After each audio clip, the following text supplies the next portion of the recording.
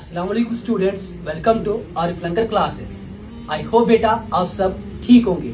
जो बेटा आज का हमारा सबसे स्पेशल वाला वीडियो बनने वाला है, इस वाले वीडियो में क्या होगा, हमारे क्लास 8 के दो स्टूडेंट्स हैं। इसका नाम है मोमिन और इसका नाम है मोहसिन।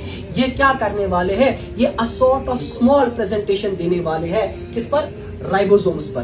तो मोहसिन जो है वो ये वाला हाफ बोर्ड का समझा देगा और उसके बाद मोमिन जो है वो ये वाला हाफ बोर्ड का समझा देगा।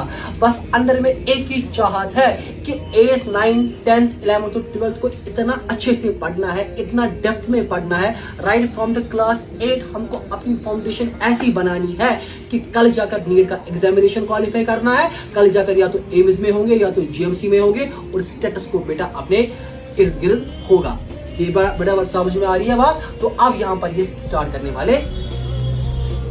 चलो मोस्टली सबसे पहले राइबोसोम्स होते हैं, इनको सबसे पहले जॉर्ज पेरेज ने ऑब्जर्व किया था, इसीलिए इन राइबोसोम्स को हम पहले पार्टिकल्स भी बोलते हैं। जो ये राइबोसोम्स होते हैं ऐसा सेल ऑर्गेनेल है जो मेम्ब्रेनलेस होता है। जैसे न्यूक्लियस है उसका डबल मेम्ब्रेन होता है, इसका कोई मेम्ब्रेन नहीं होता है।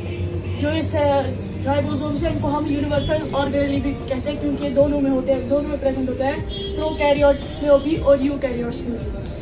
राइबोसोम्स जो होते हैं वो ऑर्गेनेल विद इन ऑर्गेनेल होते हैं, क्योंकि जैसे वो माइटोकॉन्ड्रिया में भी प्रेजेंट होते हैं और वो खुद भी ऑर्गेनेल ही है। जो राइबोसोम्स है वो क्लोरोप्लास्ट में प्रेजेंट। जो राइबोसोम्स है वो आरएनए और प्रोटीन्स के बने होते हैं। जो पहला वाला आर होता है वो राइबोसोमल को रिप्रेजेंट करता है। जो आरएनए होता है उसका ये फुल फॉर्म है राइबोस न्यूक्लिक एसिड। एक्सीलेंट, शाबाश, क्लैप्स फॉर। और अब मोमिन जो है ये हमको समझा देगा। मोमिन बेटा हम बता देते ही है, आजा बेटा यहाँ से, हम बता ही देते हैं जो हमारे पास राइबोसोम्स होते हैं, these are called protein factories of the cell. कैसे प्रोटीन से राइबोसोम्स बनाते हैं? जो ये राइबोसोम्स होते हैं वो ये दो टाइप्स के प्रोटीन बनाते हैं। पहला जो टाइप का प्रोटीन होता है उसको हम बोलते हैं सेक्रेटरी प्रोटीन्स। ये जो प्रोटीन्स होते हैं ये राइबोसोम्स ही बनाते हैं, मगर ये एंडोप्लाज्मिक रेटिकुलम में फाउंड होते हैं। जो न्यूक्लियस है, इसका ये न्यूक्लियस होता है, डबल मेम्ब्रेन स्ट्रक्चर होता है। तो जो इसका एंड का ये डबल, इसका बेटा जो है आउटर मेम्ब्रेन होता है वो थोड़ा एक्सटेंड हो जाता है। इसी जो एक्सटेंड पार्ट होता है इसी को हम बोलते हैं एंडोप्लाज्मिक रेटिकुलम। रेटिकुलम का मतलब भी क्या होता है बेटा? A sort of network like. शाबाश। और जो दूसरा टाइप होता है प्रोटीन्स का, इसको हम बोलते हैं नॉन सेक्रेटरी प्रोटीन्स। ये जो प्रोटीन्स होते हैं ये भी राइबोसोम्स ही बनाते हैं, मगर ये साइटोप्लाज्म में बनते हैं।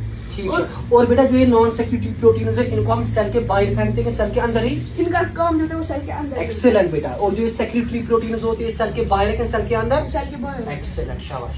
जो राइबोसोम्स होते हैं एक दो टाइप्स के होते हैं, एक 70S होता है और एक 80S होता है। जो एस यहाँ पर होता है ये स्मिथ-बर्ग यूनिट होता है, या इसको हम सेडिमेंटेशन कोएफिशिएंट भी बोलते हैं। जो 70S होता है इसके भी दो टाइप्स होते हैं, सब यूनिट्स होते हैं। सब यूनिट्स होते हैं, एक तो 30S होता है और एक 50S होता है। जो 30S होता है ये एक स्मॉल यूनिट होता है और जो 50S होता है ये एक बिग यूनिट। मोमिन इन स्टूडेंट्स को एक कंफ्यूजन है, सबसे खतरनाक कंफ्यूजन कि वो क्या है, यहाँ पर 70S है और यहाँ पर 30, इनको लगता है 30 + 50 हो गया 80, लेकिन यहाँ पर 70 है। इनको थोड़ा समझाइए। ये हम यहाँ पर ऐड करते हैं, यहाँ पर ऐड नहीं करना नहीं होता है। क्लैप्स फॉर हिम, शाबाश, शाबाश।